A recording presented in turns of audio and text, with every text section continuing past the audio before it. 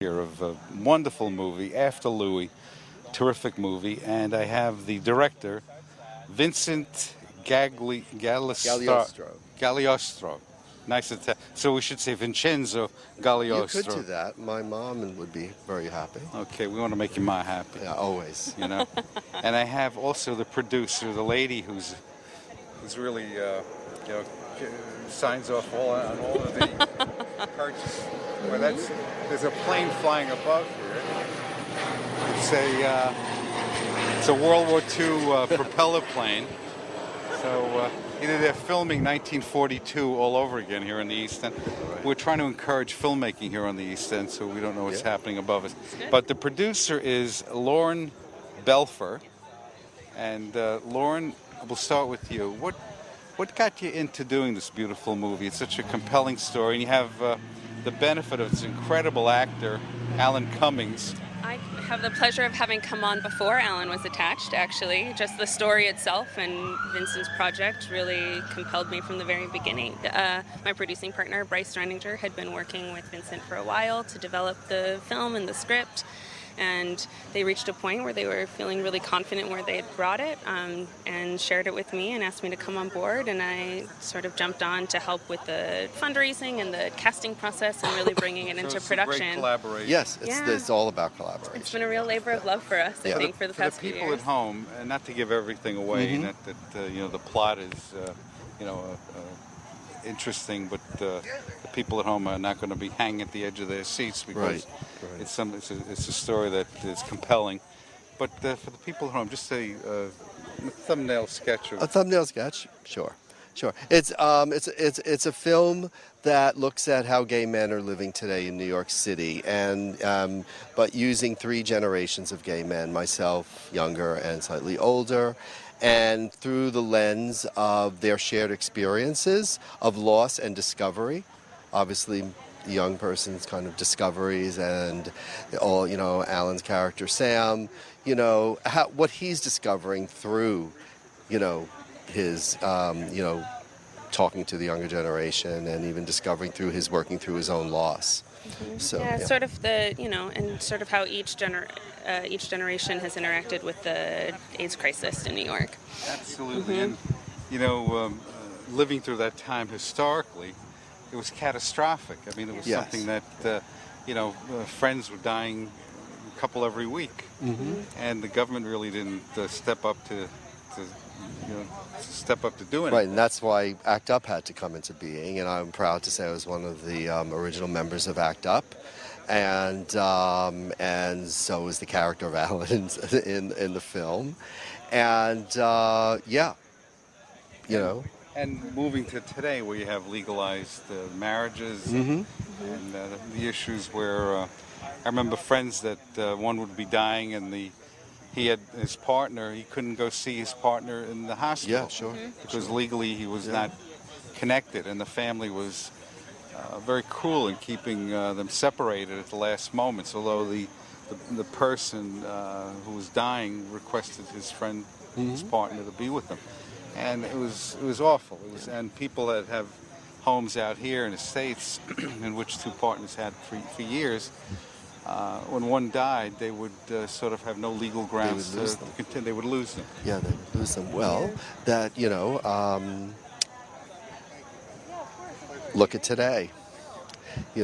We have a chance. Right now we're all at risk of losing all of that again, given the current White House, and especially the current recent of the last 2 days assault on women's reproductive rights once again.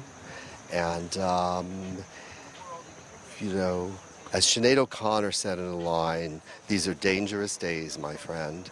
And so it's really, I feel very lucky that I was able to make a film that is very frank, and uncompromising in its form and uncompromising in its subject, and to have producers like Lauren willing to take a risk, and to get on this kind of ship with me, and the actors and everybody that got in, every single person down to the 4th or 5th PA, was just so up to and into what I was doing that it was such a humbling experience that, Well, it shows. yeah.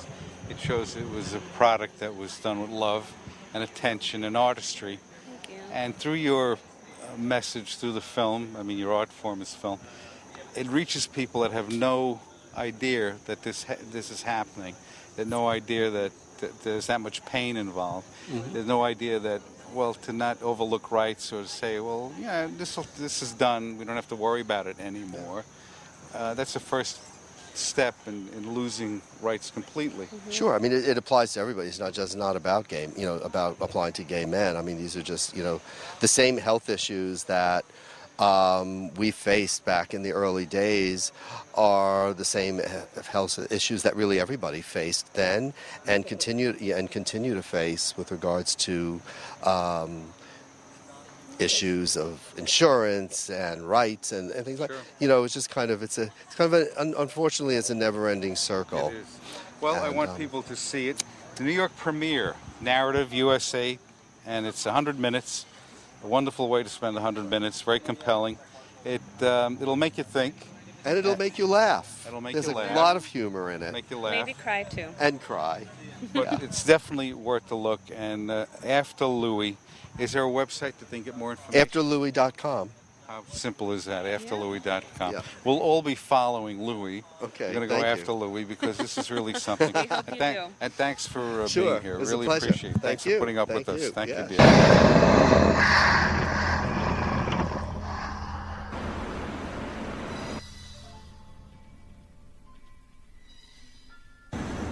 It was the Friday night Memorial Day weekend, 1980.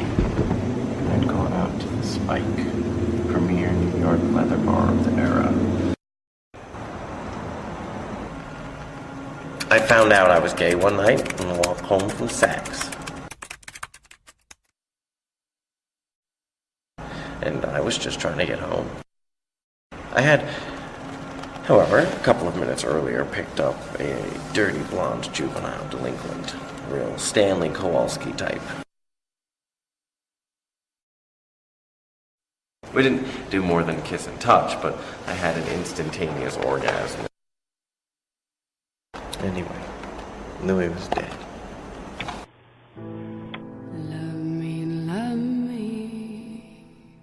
I had first met Louie in Rome in the summer of 1969 in the Piazza Navona.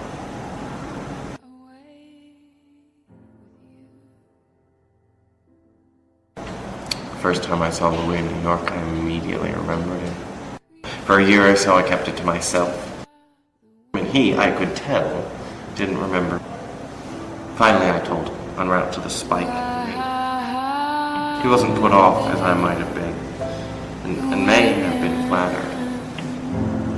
It wasn't a big reaction, but it was for me one of those supercharged, life is really something moments. We talked for an hour or so. That was that.